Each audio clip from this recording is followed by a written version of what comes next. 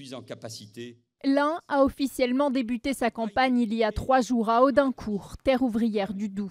L'autre s'apprête à organiser l'un de ses plus grands meetings ici, porte de Versailles, où entre 5 et 10 000 personnes sont attendues.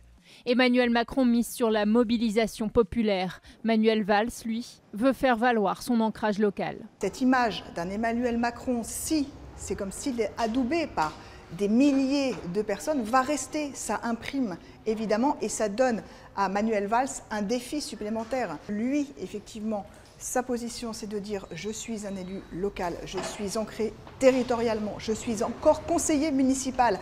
À Évry. Les deux candidats à la présidentielle donnent ainsi une dynamique très différente à leur campagne. Mais surtout, Manuel Valls paye son départ tardif dans la course. Il a en effet un retard sur Emmanuel Macron, un retard en nombre de suffrages que l'on mesure dans les sondages, mais surtout un retard en nombre de jours de campagne. Vous savez, une campagne électorale, c'est une épreuve qui se dispute chaque jour. Et pour l'instant, cette épreuve, Emmanuel Macron a commencé à la disputer depuis longtemps. Alors que le fondateur d'En Marche joue la carte de l'innovation, de la jeunesse, l'ancien Premier ministre, lui, mise sur son expérience. La difficulté pour Manuel Valls, c'est qu'il restera comptable du bilan du gouvernement, alors que Emmanuel Macron, lui, ça fait 3 mois qu'il est sorti du gouvernement, qu'il se pose en homme neuf, en homme réformateur, et certains en oublieraient même qu'il a été ministre de l'économie.